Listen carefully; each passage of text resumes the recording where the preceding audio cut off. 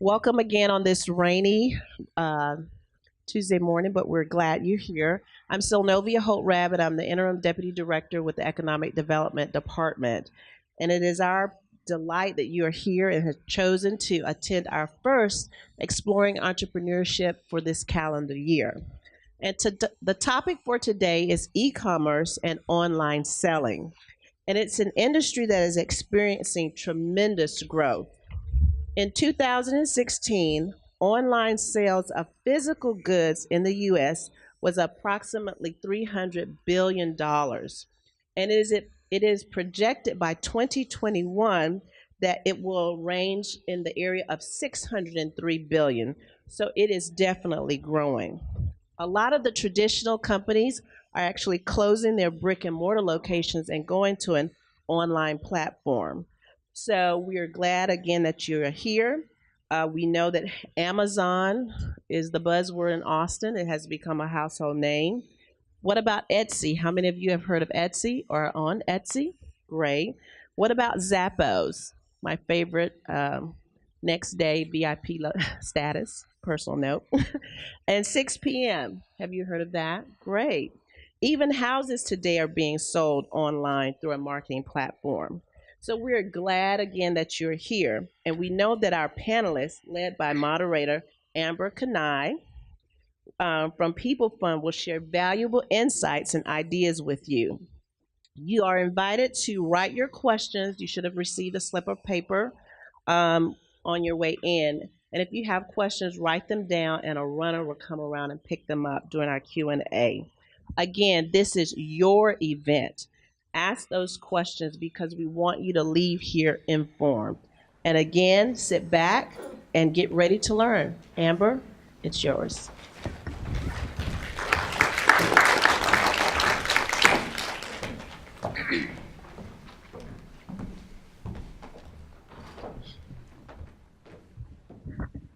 I love the power when someone hands me a microphone. So before I let the panel introduce themselves, they want to learn a little more about you. So just with a show of hands, how many of you have ever sold on Etsy before? Okay, what about Amazon? Okay, how many of you are a startup business younger than 2 years? Okay, how many of you are a business that's older than 2 years? Wow, great. And then how many of you have an e-commerce platform currently? Okay, that's a great number. So I want to start by talking about these amazing panelists. Each of them comes from a very unique industry. All of them have great websites, great e-commerce platforms. And so each of you has a very unique concept and product to offer, from subscription boxes to targeted clientele, special jewelry, how to handle the remains of family and pets that have passed. How did you choose your business concept, and can you share a little bit more about that with the group? Okay. Hey everyone. First of all, mic on? Yes? Hopefully? Okay.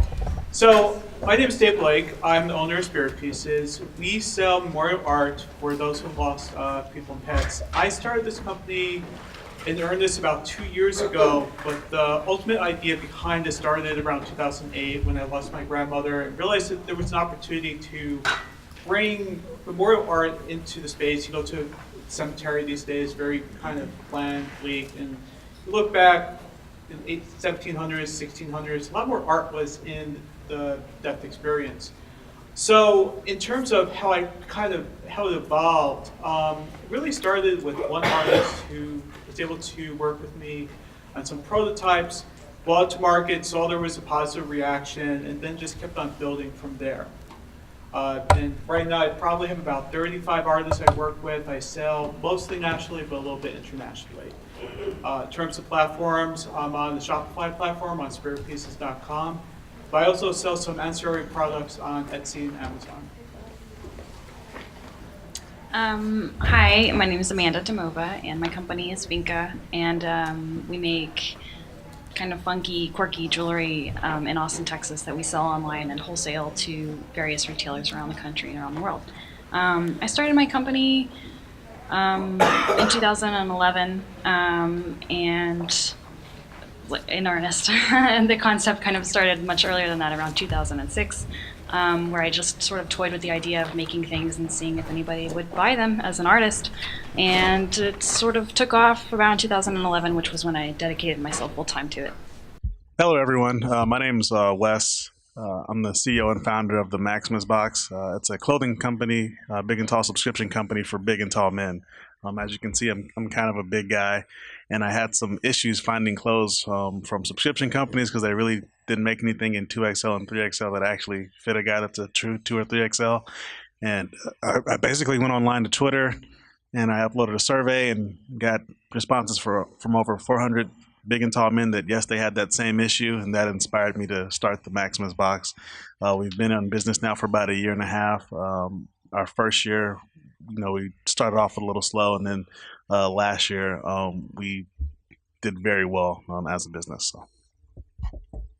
So all three of the panelists have very successful online businesses. So the next question is for each of you. Can you talk a little bit about how you decided to go online, if you considered having a brick and mortar, if you tried it, or if you really saw the advantages of online only and how that's working for you? Sure, I could start. Pretty much I started from inception online only. Just due to the subject matter, I service families who've lost loved ones. It's not a very common occurrence, fortunately. So having a retail presence would, if you would, a per event basis, mean that I would only have a very limited amount of customers on a yearly basis. Death rates are about for $1 million, probably around 8,000. So that would be my total customer base in Austin, which isn't really that many people at the end of the day. So bringing it from inception online means I could target the entire nation. And so the economics of scale just works so much better online than they did just for keeping a local business. All right, so I actually started my business to wholesale to other companies, and I had it mainly online to reach other businesses who had retail locations. So when I decided to do my consumer website, which was direct to consumer, which was just a couple of years ago, that's when I really got into the online side of things and saw that grow. But originally my business was designed to be a wholesale business. Well, obviously, just by taking all the surveys online, all that stuff, I knew from the beginning that my business was going to be an online business. I did a lot of research and found out that there are about 43% of the men in America had a size 40-inch waist or higher, and some of us are in here today. And so I decided that, the best place to do this, to get a hold of those, those men were going to be online. There's about 67 million men out there. So do you see your business ever growing into a brick and mortar? Have you ruled that out? Can you talk about your thought process in either ruling out a brick and mortar, or if it's in your growth plan, and kind of why or why not? I don't necessarily see us growing into a brick and mortar just because we've done, so well online.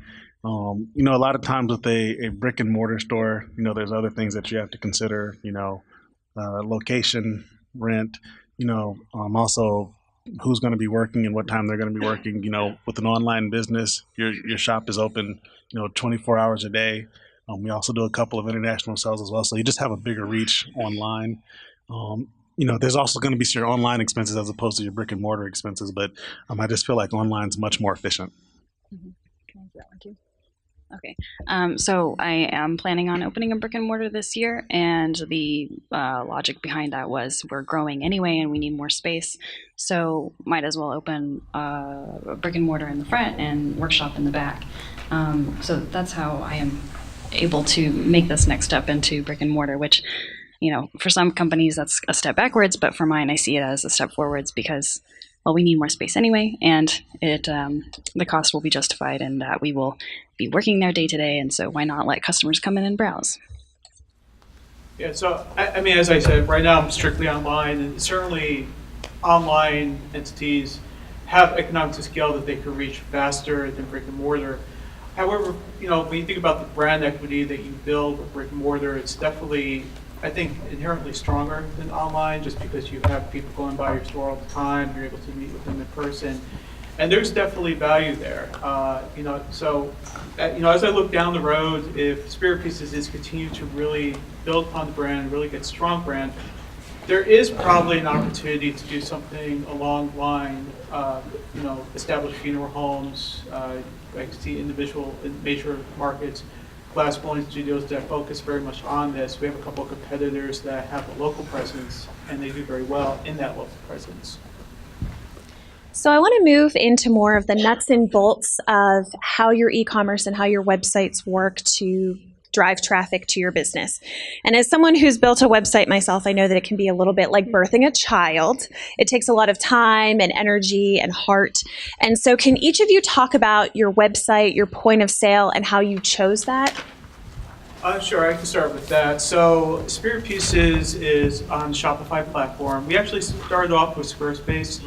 That really, while it was very easy to use and certainly served our purposes up to about 100 SKUs, as we continued to scale, it really didn't fit in many ways. The mobile experience for shopping wasn't good. It didn't integrate with Google Shopping. So we made the switch over to Shopify about 4 months ago, maybe 5 months ago. We integrate with ShipStation for our shipping needs. It's worked out great in that respect. We have taken a look at some other plugins in the drop shipping world, but we haven't really integrated those. And right now, we also do have some ancillary products on Amazon and Etsy, which are also, in terms of shipping, also integrated with ShipStation. So when I decided to revamp my website, it was just a homemade kind of gallery more than a shopping website. And I looked at Volusion, BigCommerce, and Shopify. Ultimately decided on Shopify just based on usability. And me and my staff sat down and decided we were going to take a month and just get it done. So I really like Shopify. It's easy to use, and there are a lot of plugins. It integrates with ShipStation, so it's very easy to manage orders and help customers get their stuff more quickly. Well, our website came from a trial and error. First website did not look very well. I had found a local contractor, and it did not go very well. But we're able, after asking around some other people, we're here in Austin. There's a lot of tech things going on in Austin. We're able to find the right web development company. That's one thing I would tell everybody that hadn't started a website yet. Don't be in a rush to get your website together so quickly that you choose the wrong people. You'll end up spending money and wasting money on that. But we use WooCommerce subscriptions, which is pretty simple for pretty much what we do as a subscription-based business. WooCommerce subscription works very well for us.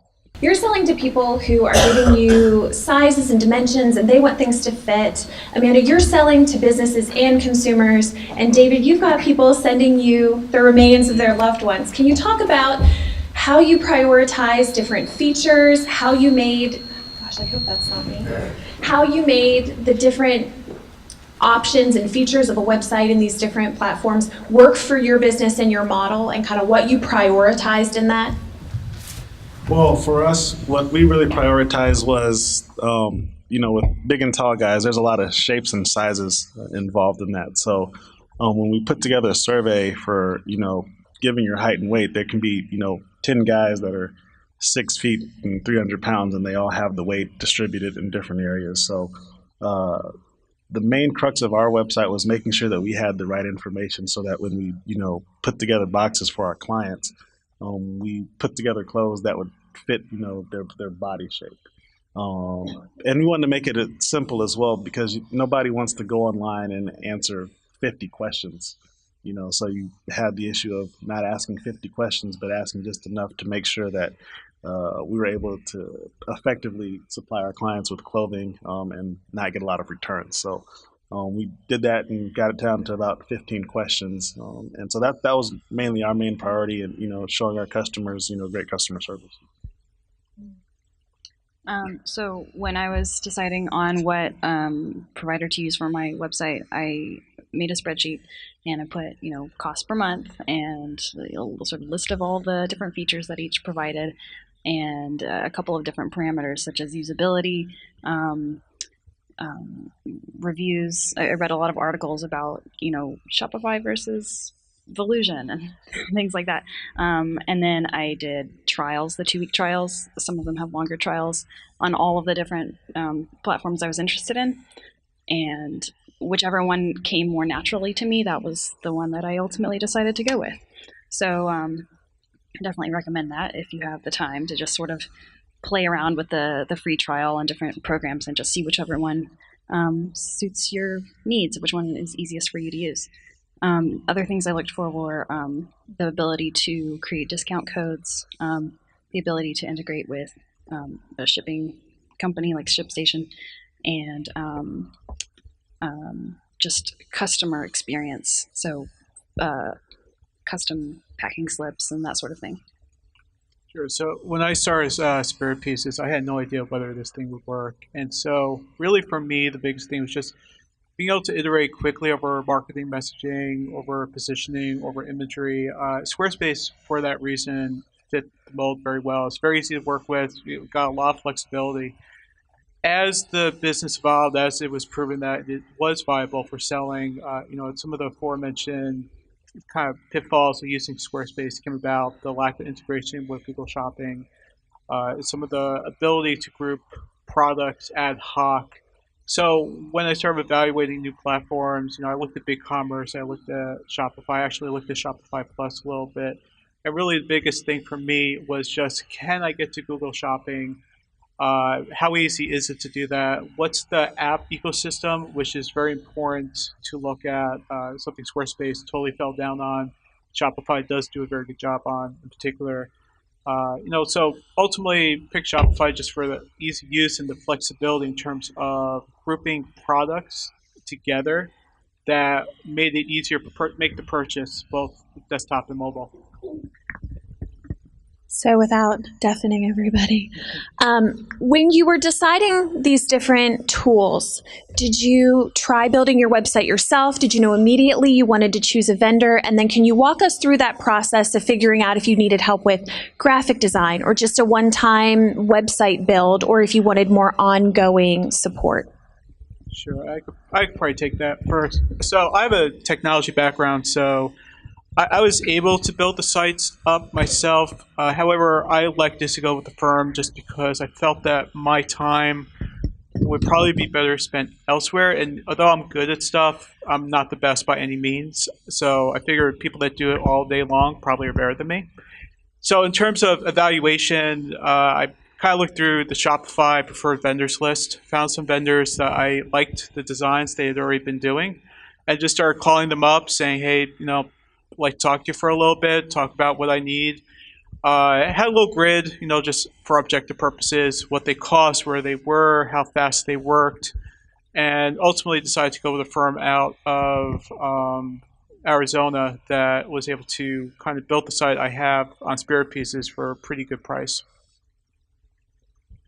Okay, so for me, price was, I didn't want to pay anyone to do anything. So when I first did my trial on Shopify and was discovering how to put everything together, I thought to myself, well, I could potentially make this site from ground up, but how will I service it? How will I update photos? How will I make sure that security certificates are up to date and that sort of thing?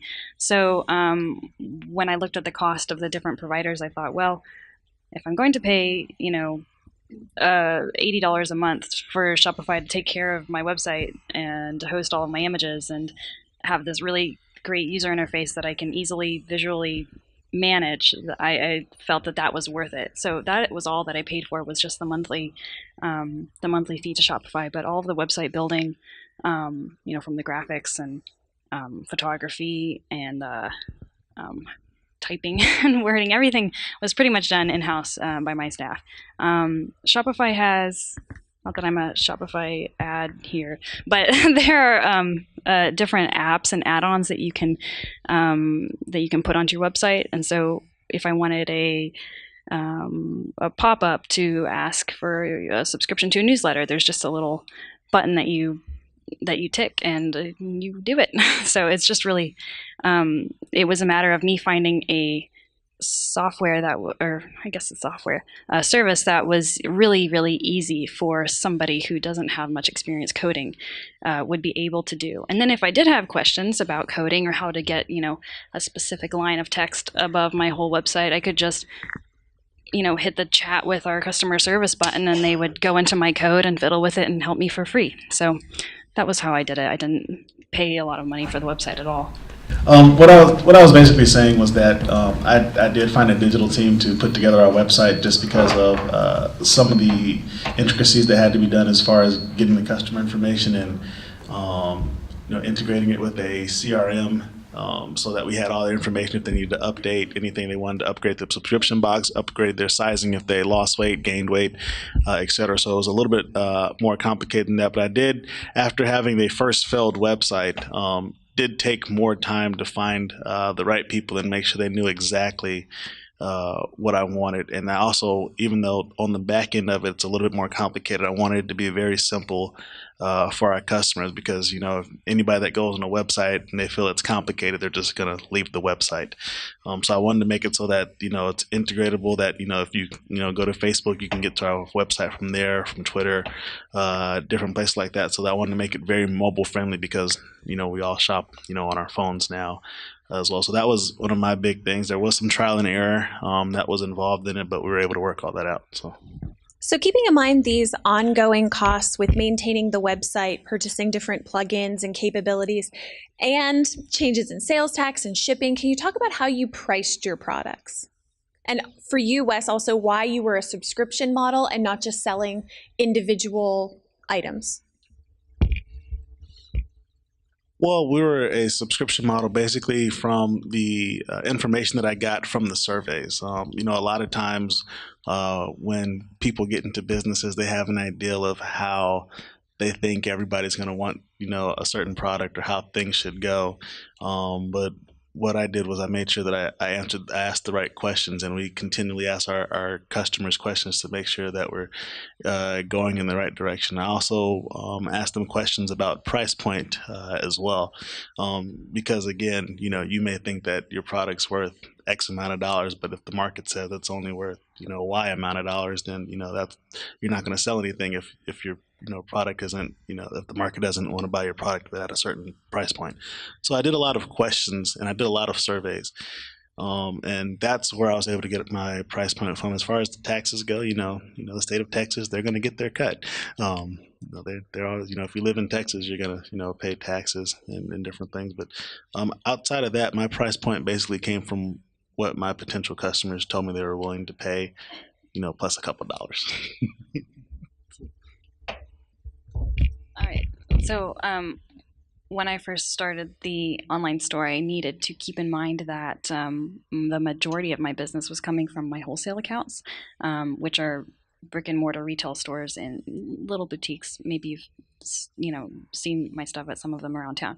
But I needed to be very careful that I did not undercut them because those were my main customers when I started my website. So I made sure that my prices were slightly higher than the suggested retail price, just to encourage customers to buy from my retail stores rather than from my website. And it seems kind of, well, why would you do that? Well, because my wholesale customers are the bread and butter of my business model at this point, and I didn't want to make them upset. So I added a couple of dollars on to make them higher than the MSRP, and also to accommodate or to account for shipping. And then I say, free shipping, but shipping is already calculated into the price. However, it's just a marketing tool, I guess. So that was how I priced my jewelry online. Okay, I think this is working. Tell me if it's not. So in terms of how I do my pricing, currently I just put a 2.2 multiple on my pricing for my suppliers. But to get to that point in terms of understanding the market, really what I did, I made use of social media and just put items up there at different price points and kind of saw what the comments were. People started complaining too much about the price. I knew that I probably went a little bit overboard. If nobody was complaining about the price, or occasionally I would get comments of, this is too cheap, I knew it was time to raise the pricing. So that for me has worked out pretty well, just keeping a straight multiple. It makes my end of month kind of calculations really easy in terms of profit and loss. To the wholesale point, I am starting to move a little bit into wholesaling to funeral homes. My price point has always historically been direct to consumer. So I've just taken the approach of just building up a totally different brand to sell to the funeral home so I could kind of not have the channel conflict I would have otherwise if I tried to do everything through Spirit Pieces. So bearing in mind that Amanda and David, you guys are direct to consumer, but then also have this wholesale piece. Can you talk about how that affects inventory management, how you figure out how much to have and carry, and kind of what those challenges are? Sure. I do inventory pretty badly. I'll be the first to admit that. Usually it's, oops, I ran out and I need to order some more. So, that's usually handled by a big apology to the customer or maybe just saying, would you like your money back? At this point, I have bins for some of the jewelry we sell, and I just kind of go through on a weekly basis and say what's low. I'm trying to do a little bit better with that. I have my admin now keeping track how many pieces we're selling and trying to get ahead of when we probably need to reorder. We try to keep our lot sizes very low, but that has to be balanced with how much it costs to ship things and just the transaction cost of dealing with the various vendors I use to order it. If we order 2 pieces at a time, that's great, keeps my outlay very low, but then I have to send an email almost every other day. So we try to find a middle ground, just probably about 2 to 3 weeks inventory when we order. Okay, for me, for inventory, because we also manufacture all the pieces, I just keep a very well-stocked inventory of all of my raw materials, and then we try to keep pretty good levels of inventory of all of our pieces, and then if something sells out, well, we just produce it really quickly. It takes about a week, 2 weeks max to produce a piece if it sells out, and we have an app on the store that allows customers to back order. So if something is sold out, they can still back order it, and a little note pops up, hey, this is back ordered. It'll take 2 weeks to produce. Is that okay? And then they can go through with the order.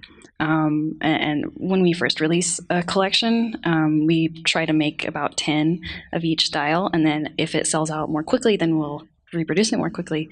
If it doesn't sell out, or if it doesn't sell quickly, we'll just let it sell out at 10 pieces and be done with it. And so being able to manufacture all of our own pieces really helps with inventory management because we don't have to plan very far ahead. So this is for all three of you. Whether it's direct to consumer or wholesaler, how are you marketing beyond just your website? And how are you approaching the wholesale retail businesses that you'd like to carry your products differently than direct to consumer? Well, I do a lot of digital marketing, a lot of it through Facebook and Twitter. I found out that Instagram, there's not really a lot of guys on Instagram looking at pictures of guys in clothes. They're just not there for that usually. So most of our marketing comes through Facebook and also through YouTube. What we ended up doing was we ended up creating a blog / video series about all things for big guys. So we've never actually done direct marketing of saying come buy our product or anything like that. We just tried to make some funny videos that people ended up liking, and our business just started to grow. So. So our media strategy is to find Instagram people.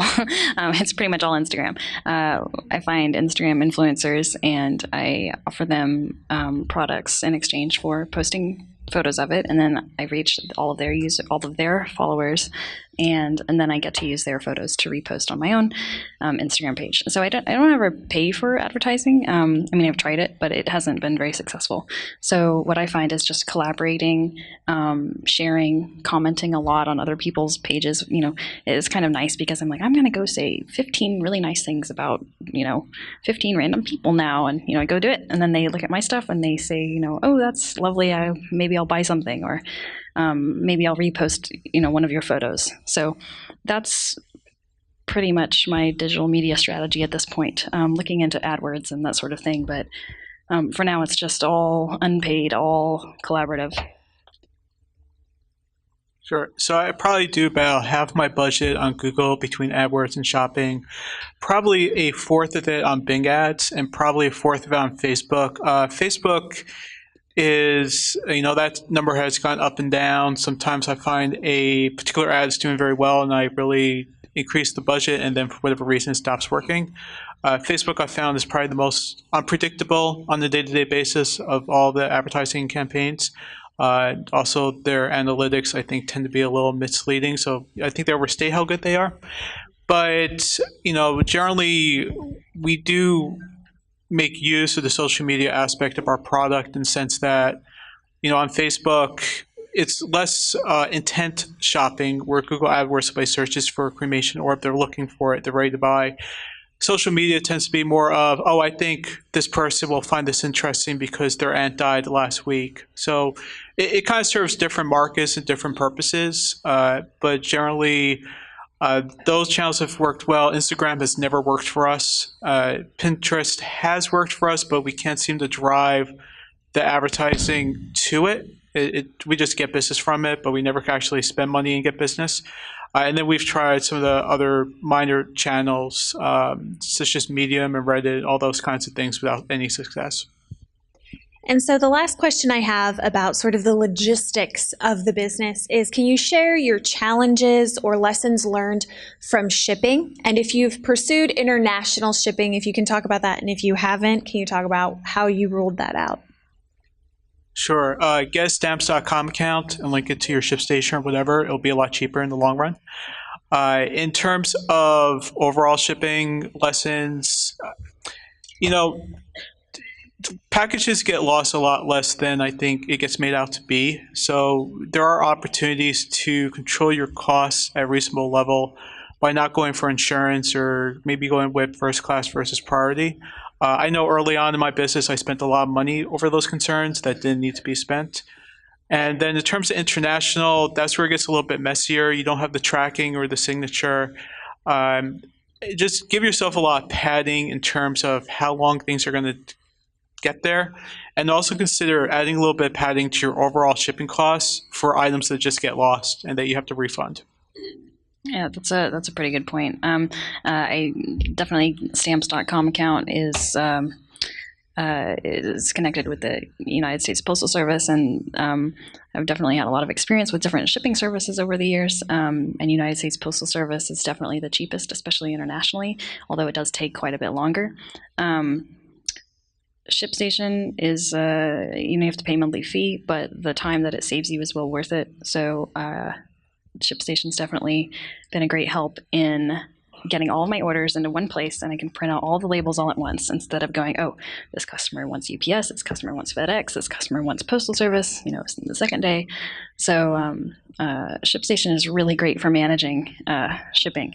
As for international shipping, there's a program being rolled out. I believe it's a PayPal partnership. It's called Web Interpret, and the way that works for consumer goods is they translate your page for you into a lot of different languages and currencies. And so if a customer from, say, France wants to place an order, they can change the website to French and then, euros, and order in their language and currency. And then I ship to a distribution center in the United States, which will then ship it to them in France. So there are programs out there where you can avoid shipping directly overseas and remove a little bit of the risk. I would definitely echo her words. We originally tried to do shipping to Canada on our own, and that was an absolute nightmare. But getting our stuff to a distribution center and allowing them to handle it along with, like they said, stamps.com, really helped us so that we were able to continue to do our international shipping at a much better rate and without as much headache. International is a little bit, more complicated than people would think. You would think, oh yeah, I'm just gonna go international.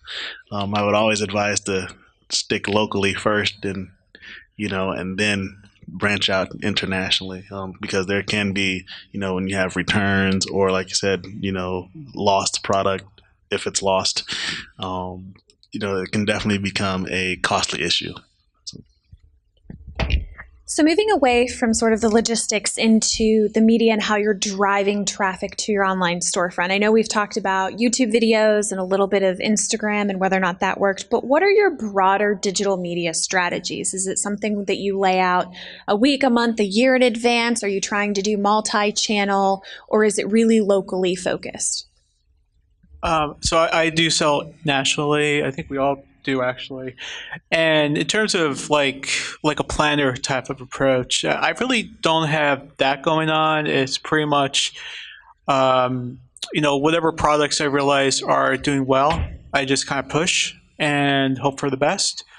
It's probably an opportunity for improvement, in terms of how I do things, especially tied to any sort of email campaigns. But at the moment, it's a little bit just random.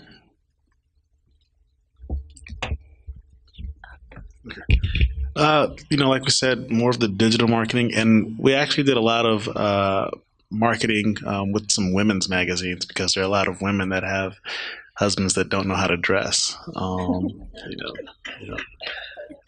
And so we did a lot of that, and that actually had a great return for us as well. So, especially certain times of the year, you have to plan that out. We all obviously know, Father's Day, instead of just getting dad a tie, because everybody gets dad a tie, we can, get them more than just a tie.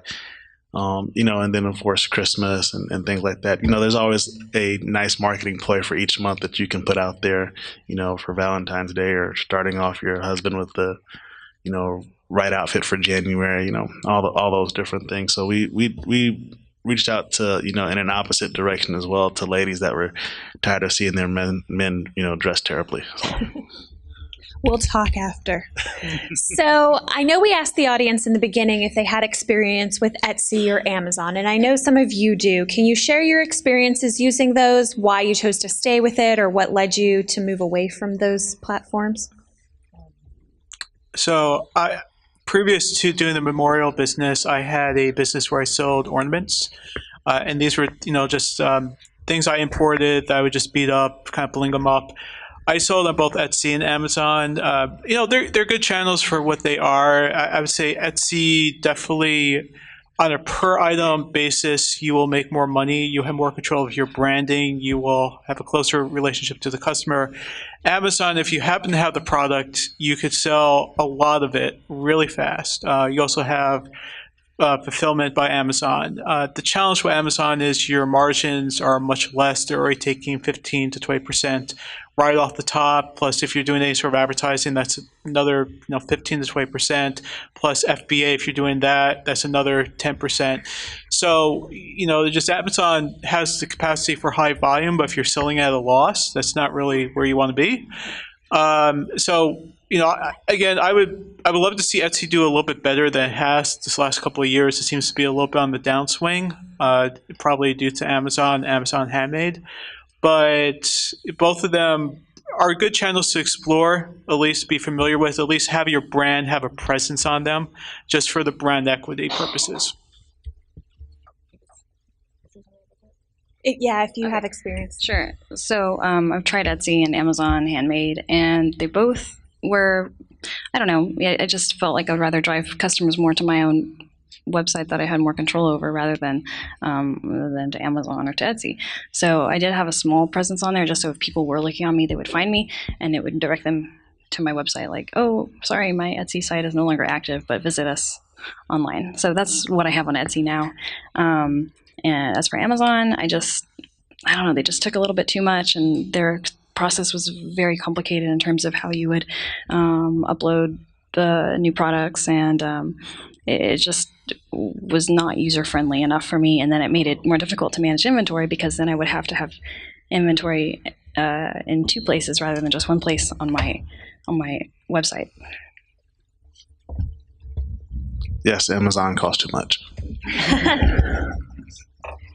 So Wes, a lot of people want to know about your surveys and how you use that to retain customers, make sure you're getting them the right products, and how you got people to actually fill those surveys out in the first place. Did you promote it on Facebook? Was it friends of friends? Yeah, so it was some friends of friends. I did some Twitter advertising. That's actually where I got a majority of the surveys. Was I cannot remember the name of the company, but they were able to really advertise. It's called Social Worldwide. That's what it is, and they have a Twitter account for every single major city in America, and I want to say it cost me $30 or something like that. And you can post an ad for your business, but it's really not very effective posting an ad for your business. But everybody loves to take a survey and tell you what they think, you know. So that's how I was able to get most of those responses. And then I have follow up surveys with my customers afterwards. So that's how we're also able to tailor the boxes a little bit as well. Believe it or not, we started off with kind of, cufflinks and ties as accessories, and got a lot of guys are like, man, I really don't wear ties or cufflinks. So we ended up changing things up, quite a bit to kind of make our customers happy, and we even watered down our boxes a little bit, for higher quality products, less products but higher quality products, and that seemed to be what they're more happy with. So I know that at least Amanda and David, but I think all of you have sign up for our newsletter on our website. So can you talk about sending out e-newsletters, email marketing, how much is too much, how much is not enough, and how that factors into your customer engagement and overall media strategy? Sure. So anytime that we make any new designs, we send out a newsletter, and it's usually pretty brief because people don't want to spend a lot of time. We try to make 1 or 2 sentences and have a bunch of pretty pictures, and then offer a small incentive to shop, such as a 10% discount or free item with purchase. I never just send out a newsletter that's like, here's what's new. It's always, here's what's new, and you get a little present for reading this. Yeah, so I'm probably on the other side of that I pretty much just treat newsletters as new product announcements.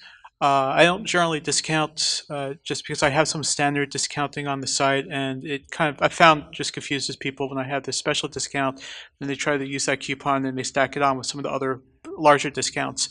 So generally I try to time my email newsletters about 3 to 4 days before payroll, because a lot of times my purchases probably are in the luxury good area, and usually it's just one big picture of the new product, and then just verbose about the company and how to order, and then I have some little pictures of some of the other product categories under it. In terms of acquiring the emails, I just use Privy, which is one of the many kind of email pop-up providers out there, and that seems to work pretty well. Just something to keep in mind for anybody who's evaluating using a pop-up like that. Just a relatively new rule is that Google does penalize sites that have pop-ups that take up a lot of real estate on mobiles. So right now I only have the pop-ups running on desktop. It certainly affects the number of emails I get on a daily basis, but it also doesn't negatively affect my overall Google rating. Well, like I mentioned before, we started out with a blog and it became a video blog. We got a lot better results when I was doing something every week, and I guess most of us guys don't like to read paragraphs upon paragraphs of information every week, and so that's how it became a video blog, and we started to see a lot more interaction with it when we were doing it every 2 weeks as opposed to every week. So ours is a little bit, it's every 2 weeks usually that we're going to do something, and it's usually just stuff talking about big and tall guys and being a big guy and having fun with it. So I'm gonna stay with you. So can you talk about competition in the space? Do you pay attention to it? Do you capture their best ideas? How does that factor into your planning? I think that when it comes to competition, you always have to be cognizant of the other players that are in the market. If you try to ignore your competition, I think you'll fail. But I don't think that you should spend all of your time worrying about your competition as well either. Most of us that are starting, that have startups or small businesses, we don't have $4 or $5 million of advertising that we can do to drown out somebody else. So the best thing that you want to do is engage with your customer base, and and allow the word of mouth to happen, and to continue to treat your customers correctly, because if your competitors are saying the same stuff you're saying, but they're not treating their customers correctly, then ultimately you're going to get those customers as well. So it's really more about customer service and reaching out to your customers. And people like to see when it's a personal brand, and people like to see that there's an actual person behind this trying to do something great for a certain part of the United States. So this next question, oh, did you want to? Oh, I was just going to say that just treat your customers right and don't really worry too much about what other people are doing. So this next question is for each of you. It's time to be honest. What is one thing that was just an enormous waste of time? If you could just not have tried it, not have done it, it just didn't work out, what is that thing and why? So I've made multiple attempts now to get into the wholesaling business, direct to like faster for your homes. I've probably tried this 5 times. Every time I think I may have a different angle. Every time I totally fail. I'm now on my 6th try. Will probably fail again. I'm not even sure how much money's there. It just seems to be like funeral homes, memorial art seems to work. So every time I do it and I spend probably a solid week of effort on it and probably quite a bit of money in marketing, I say, why did I do that? And then probably about 3 months later, try it again. Okay, so there were a couple of them, but for me, trade shows in Dallas, that was definitely something that didn't work out. And another one was a trade show I did in Tennessee for souvenirs and gift shops, and it was not what I was expecting. And I did a trade show in London, which was also a complete fail. And then I did find a rep, which is somebody who has a showroom permanently in Los Angeles or Dallas or New York, where more buyers go to visit. And this rep suggested that I develop a whole team-based collection of different states and different team colors, and it was very elaborate and took a lot of effort, and I just didn't sell any, and then I just didn't enjoy it either. It wasn't me and it wasn't my brand. For me, the biggest waste of time and money was Google AdWords. It was just the absolute worst. I spent a lot of time reading up on it and how to do things correctly, and I got not the results from it that I thought that I was going to get. Again, a lot of times it's more about having your own personal brand than Google AdWords. And like I said, unless you have millions of dollars behind Google AdWords, I just think that's a waste of time. So before we wrap up with your long-term vision, I want to throw some audience questions in here. The first one is, can you talk about your approach in providing services and getting your products in front of people hard of hearing, more disabled community? Do you have different features for that? What's your advice to make sure that they're woven into your marketing strategy? Well, I can say that all of our videos do have captions on them. As far as the disabled community, I wouldn't say that I'm not aware of that, but I wouldn't know if which particular customers. We haven't had a particular customer that reached out to us and said they had specifics on that. I know we've had some customers. When you're a big guy, so there's some customers that are really big, and so they may not be able to move as well, and so we've kind of made sure that things were delivered to them correctly and all that stuff. But I'm definitely very cognizant of that. If there's something that we can do to help those type of people, we definitely would have no problem doing that. So. Yeah. So on websites, all of images can have alt text in which you can describe whatever is in the picture. So we are definitely put alt text on all of our photos that we upload, and then describe everything as accurately as possible, including all dimensions. And then we make the stuff. So if anybody has a problem, we've had people request certain things to be made a certain way to fit certain people for whatever reason, and we're happy to oblige. So that's how we address that. Is we'll do anything for anyone, pretty much. Yeah, pretty much the same with alt tags, and Shopify itself is, I think, pretty aligned with that world. We also do take phone calls, so we do have people call in who are, voice to text or whatever, however they're communicating, we're able to handle that. And so this one is top of mind for everybody, taxes. How do you do that? Do you do it yourself? Do you have a CPA? Is it something that you have information going back and forth on an ongoing basis? Do you commission them once a year? I just generally do a lot of crying this time of year because it's going to be really painful.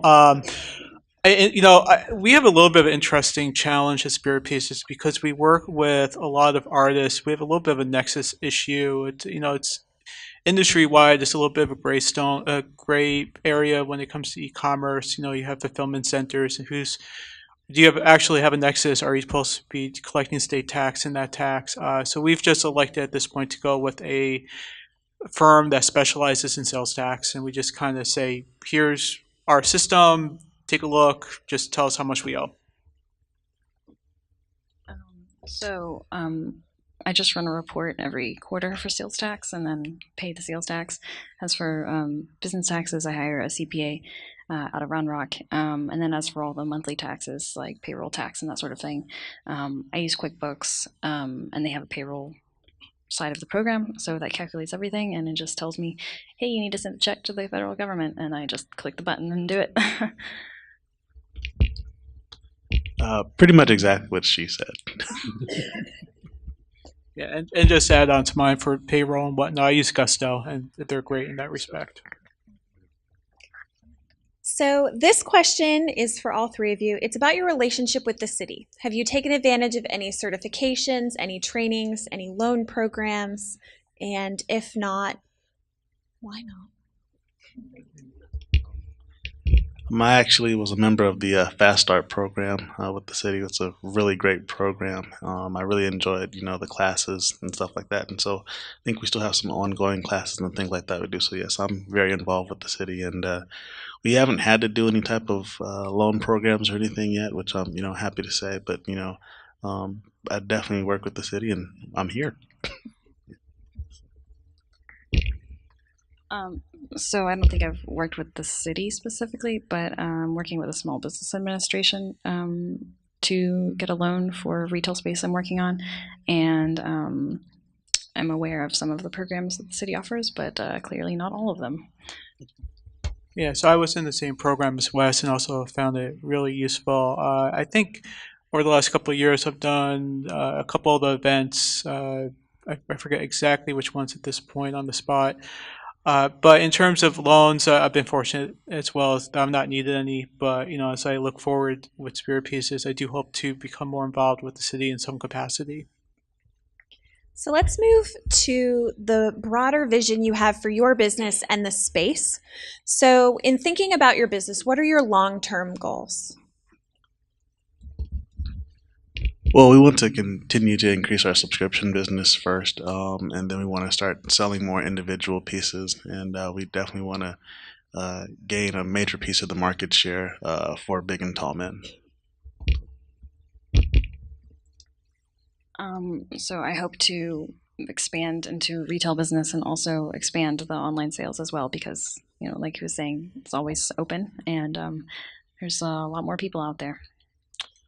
Yeah, in terms of Spirit Pieces, just the brand, I do hope to continue to raise the awareness of it, whether word of mouth or online. Hopefully 5 years it's going to be something that people will actually say it's a Spirit Piece. I want a Spirit Piece if somebody passes on. Really make it a brand ubiquitous with the process. So how do each of you feel about the changes in legislation, about net neutrality, the potential changes to taxing e-commerce? How does that factor into your day-to-day, and what are your thoughts more broadly? Sure. So, net neutrality, I think the recent move was a bad move. Do I expect all of a sudden to start seeing bills for people to be able to get to my website? No. Do I see some future impact 5, 6, 10 years down the road as companies start to monetize the differences? Yes. And maybe not so much for me because I'm not super high media usage, but for other companies, it could be a real game changer in the negative way. In terms of, sales tax, personally, it's something I like that I could go on Amazon and buy something and not pay any sales tax. But I realized the carnage is caused on Main Street, and that have companies that are competing. They've been around 40 years. They have a rent, whatnot, and they're competing against companies that, one, have much lower operational costs due to scale, but two, are automatically gaining 8% discounts as they don't have to collect sales tax. So I actually, from a citizen of the country, would like to see sales tax collected on every sale that's sold online. Yeah, it's pretty accurate to what I feel as well. Yeah, summed it up. Yeah, sounds good. They all agree. So, in thinking about the big players, I mean, as we mentioned, Amazon is something that's really growing. Walmart is now matching Amazon's shipping. How do you financially and in your planning, how do you match that? When people just expect 2-day shipping, when people just expect to have a 2 clicks through to their purchase, how are you planning for that? How are you responding to that? And is there any way to get ahead and sort of not be reactionary to what the big players, the Amazons, the Walmarts are doing? Well, with our distributor, we actually do have a very good, I guess, delivery option. So we do 2-day shipping as of right now. With the way that we're able to private label our products and other different deals that we have, it doesn't really affect our bottom line. As opposed to if you did 5 to 7 day shipping. So we're able to get some deals on that because those are the type of things that matter.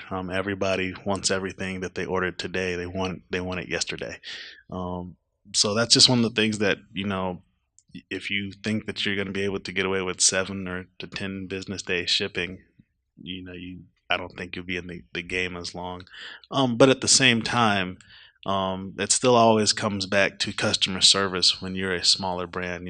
Amazon is so big, you're not going to, compete against them on a level of convenience as far as speed, but you can always compete with them on making somebody feel like they're buying personally from you and not necessarily just some big conglomerate. Yeah, so my company just tries to make things that are very strange and weird that just wouldn't really appeal to the mass market. So that's kind of where our strengths lie.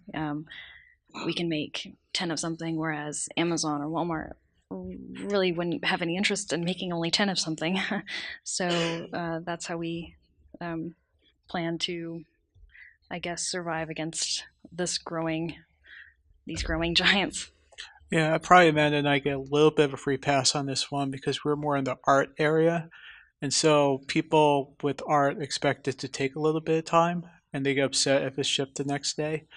They're like, "Oh my God, why did it get so fast? Did you make it just for me?" So, it's a little bit for us maybe counter to the trend. I think it gets more into just the broader issue of how fast are you responding to the customer, and that kind of like Wes pointed out, that could be customer service, not necessarily just shipping. So I think the expectation of I have a response to a question I asked 5 minutes ago becomes more of the pressure than I simply got my package that I ordered 2 days ago. I think companies that are customer service wise answering emails once every 3 days, that's where you're going to get really punished more than anything else. So, looking at where you are now compared to where you were when you started, what's your advice to the audience about selecting distributors, partners, vendors? How do you weed out the people who want to make a profit from those who are going to be long-standing partners as you're growing and scaling your business? Put together a good contract and make it known that you have your eyes on the ball in terms of what happens, not only onboarding, but if they go away, how that works, so that they have an understanding that you're serious about the relationship, that you're not just going to throw your hands up and walk away if there's a big issue, that you're going to kind of be aggressive in coming after them, and that kind of self selects, I think, from a lot of the fly by night providers. Yeah, I would say learn everything that you can about whatever program that you're interested in using. ask for people's portfolios, ask for examples of their work that's currently published, get references from their previous clients. Um, uh, don't pay upfront, or if you must, then partially, and take advantage of any free trial that you can find or any free webinar you can find that might help you learn how to just do it yourself.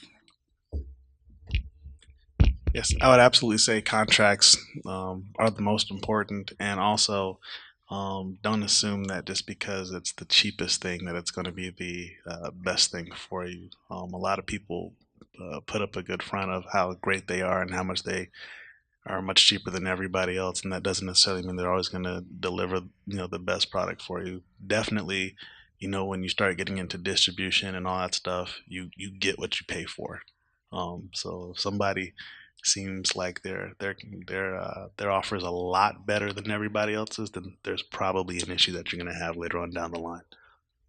So there's a lot of content out there on the internet, and there are a lot of things to buy. And we've talked about customer service. We've talked about funny ways to engage the audience. We've talked about using influencers. What is the single best thing you think distinguishes your business from others, whether that is the giants or that's other subscription boxes or other players in the space? What's the one asset that you think really has set your business apart? I would say personalizing the brand. You know exactly, if you go to our website or you go to our YouTube site or you go to our Facebook site, you know exactly who I am. And I'm going to talk to you. I don't know how, somehow, some way, a customer got my cell phone number once. I really don't know how that happened, but they did. I talked to them. They gave me a good review because I talked to them, but that was really weird. But just personalizing your brand so that they can see that there's a real face behind it and somebody that's actually working for them. Yeah, I would say that's accurate. I answer a lot of customer service emails, or if I don't personally answer them, I'll say, "Oh, I'm going to forward this email over to Megan, who can help you out with that problem." So yeah, definitely personalization and really really fast customer service, and then also taking the time online to get to know some of the customers through when they share photos, commenting and saying nice things. Yeah, I mean, in terms of kind of brand differential between other brands in the space, really, if you look at our website versus their website, you see a lot more imagery, certainly a lot more products. We have a lot bigger range because we work with various different artists versus just one artist having their own website up there. Obviously, customer service is a big thing. It's not only picking up the phones; it's also on social media. And that's also where we, have invested quite a bit of time and energy in terms of keeping an eye on social media, keeping an eye on what people are saying, what the response has been to products, getting on top of complaints as fast as we can. And it gives us a better sense about where the market is. And I think because we're involved in social media so heavily, usually, the response is within 6 hours on a post. It shows that the brand is engaged, and that if there is a problem down the road, they're probably going to get a response versus just going into the black hole. So before I turn it back to anyone with any remaining questions, I want to ask, knowing that there are so many emerging e-commerce businesses in the room, what is your one piece of advice? If they walk away and forget everything we've talked about except for one thing, what would you tell them? I would say do your research. Don't be paralyzed by the research. Don't spend weeks upon weeks upon weeks, but learn enough to make intelligent choices in terms of how you're positioning your brand online. Yeah, that's really good advice. Is doing research to help you decide between different providers for different services. I would recommend sort of setting a top limit for yourself in terms of how much you'd be willing to spend, and that way you can decide for yourself how much you're willing to do on your own as well. I'd definitely say, make sure you have some type of CPA or accountant managing your books. A lot of times we think, oh, I'm going to do that myself. And, sometimes, the $100 a month it costs to do something like that can save you a lot of headache. And like she said, make sure you budget for your project. and whatever you think that product is going to cost, just go ahead and double it. Because it's going to be, there's always going to be costs that you never thought of. So you plan for a $10,000 cost, maybe you want to plan for a $5,000 cost because it's going to cost 10,000 if you back into it. So with that in mind, does anyone have any particular questions? Yes. Sorry, for Amanda, I can't read your name. Oh, yeah. But how do you approach retailers that you want to sell your products to? So if you're going to sell to a business like wholesale, how do you go about approaching them or offering or pitching your products to them? Okay, well, so when I started out, I actually went door to door. I had a little tray of jewelry and I would go in door to door. Now it's a bit more complicated. No, that's not even complicated. I use a program called HubSpot, which is a program I recently found. It's free and it helps you with a customer follow-up. So you can send an email and then create a reminder task for yourself to follow up in 3 days if you don't hear from them. And it just really helps keep you on the ball in terms of following up. And it just takes a lot. It's taken me, I don't know, 2 to 4 years to get some of my biggest clients. Just constantly putting my stuff out there, sending them samples, calling them, and happening to see them at trade shows. There are some trade shows that are really, really good if you're selling a physical product, or, well, I guess there are service-based trade shows too, but if you're interested in trade shows, research different ones. Don't just pay for a booth outright. Go and visit the show before you commit to paying for a booth. If I would have done that, it would have saved me a lot of money. My question's for Amanda. How did you research potential retailers to carry your product?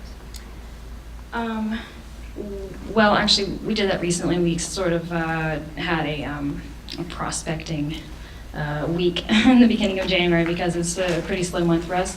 And what we did was go to city, kind of label cities that we'd want to be sold in, and then just type the stores that we were looking for in Yelp, the retail shops, reading different reviews, looking at different pictures. Probably spent a good 3 or 4 days just making a really big spreadsheet of different stores that we'd like to be sold in, and then started contacting them. Yes. Do you have any, is there any benefit to join like a trade association or like the Chamber of Commerce? Would that be a good idea?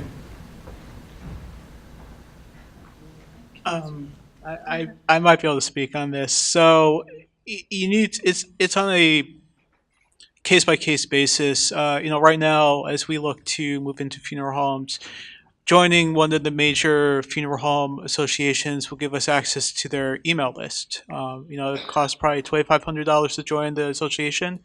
I get a list with 20,000 names on it. That's worth it, just on that. I think in terms of everything else, in terms of networking and just credibility, you need to understand your market if your market cares about that. I frankly don't think any of my customers care that I'm a part of an NDFA. It's just not on their horizon. The funeral homes might, but I don't think my customers will. Not my direct-to-consumer customers. So I'm part of the Austin Business Alliance and part of the Austin Chamber of Commerce. I like it because I get updates over what's actually happening in the city in terms of small business or large business. Just it's good to have that sort of insider information. Also with the Austin Independent Business Alliance, if you have a retail location, you can be published in a map, and they distribute that to a lot of different businesses all around. So it'll be more likely for a tourist or a visitor to pick it up and find you in there, as opposed to just walking by. It definitely has to do with your customer base. In my particular instance, it doesn't really benefit us one way or the other. So it definitely has to do with who your customer base is. Yeah. For your customers, I know that shipping is a big part of your business since you do subscription boxes. Do you use customized boxes or do you use like USPS boxes? Like, what would you recommend, customized or just USPS? Well, yeah, I buy my boxes from Uline just because the USPS boxes aren't big enough for some of the clothes I have to put in for some of the bigger guys. But again, it's like anything else. If you buy a high volume worth of them, it ends up being cheaper than everything else. Yeah, we had a question in the back. Yeah, I have an online store and we're looking to sell a lot of more bulky items that you can't ship, so our target audience is local. So if I'm going to try to use a social media platform like Instagram or Facebook, how would I target? I know on Facebook you can target through advertising, but how would I target local shoppers? I mean, you could do a geofence with Facebook. I mean, Facebook and Instagram are effectively the same thing these days in terms of that.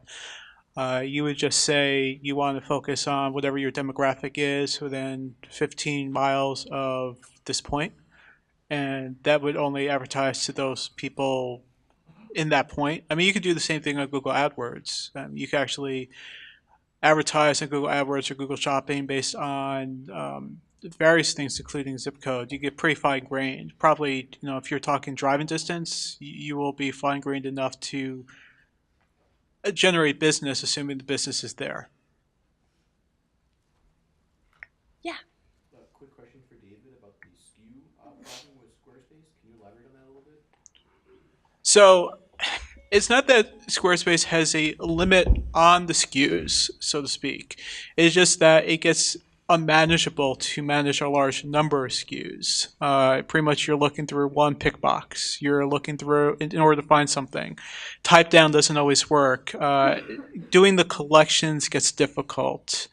It's a little hard to add, kind of make collections the way you want it. So it's not meant for high volume e-commerce like a Shopify or a BigCommerce would be. It's meant for 15, 20 items. Once you get past that, it starts to become unmanageable. You spend more time trying to manage your SKUs and trying to get them to work the way you want to than you do on a lot of other things.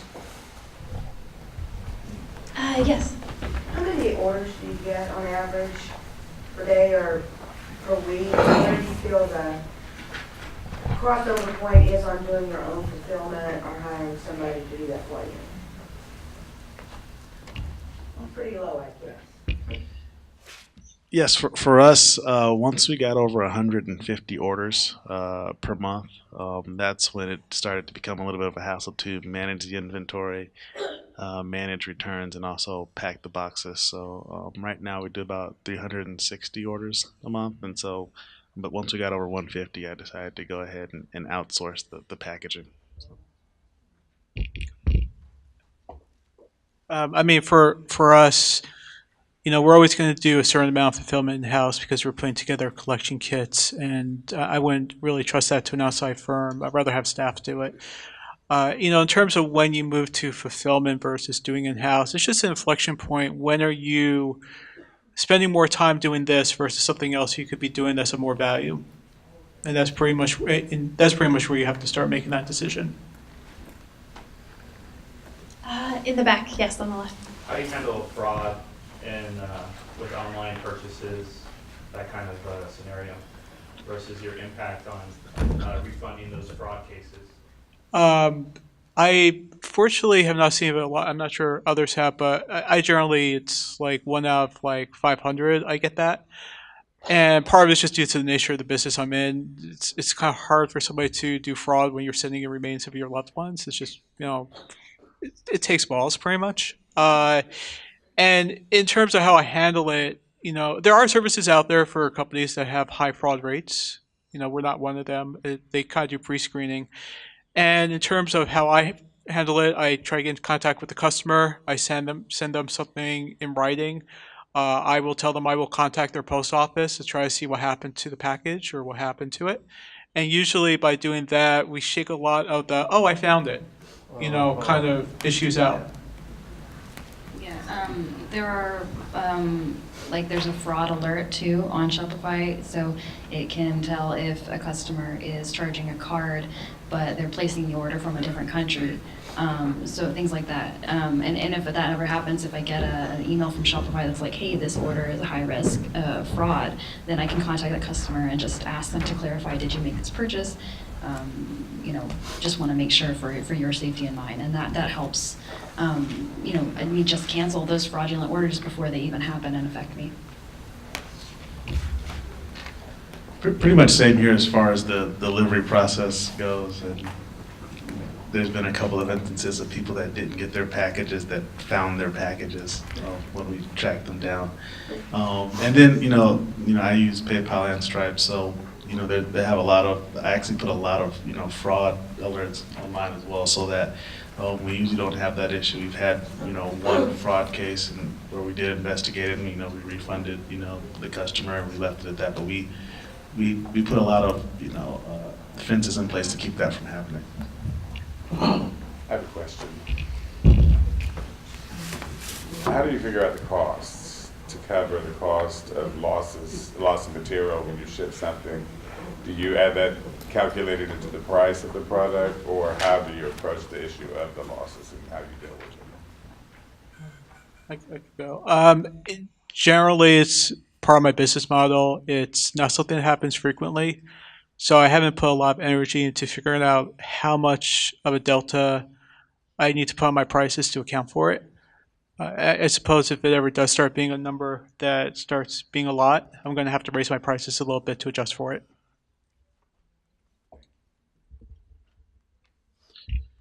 Well, we've had, industry standard on something like that is about 2 to 3%. So I, adjust internally for that. We actually have only had about 2 boxes lost in the last year and a half. So we adjust for it, but again, it's not an issue that we seem to have that much of.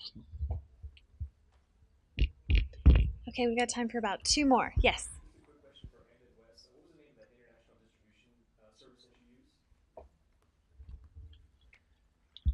If I could tell you off the top of my head, I know the guy that runs it's named Joe Ropolo. He's in Dallas, but I can probably look it up for you and tell you afterwards. The service that I was talking about that I believe they're partnering with PayPal is called Web Interpret, and they actually contacted me. I'm not sure how one would sign up for it. Okay, any other questions? Yes.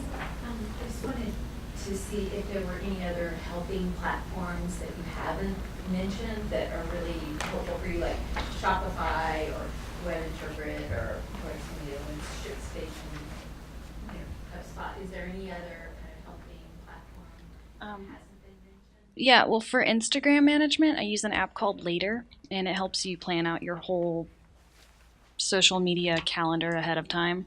And that way you don't have to sit there and think about what you're going to say every day. And it helps you find the best time to post, and it helps you find good hashtags and manage all of your photos that you would like to use for social media. And you can connect it to Facebook and Twitter as well. What was it called?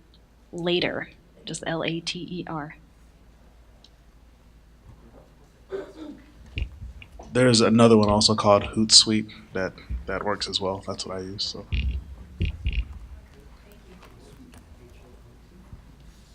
All right. Well, is that everyone's questions? I don't see any hands. Okay.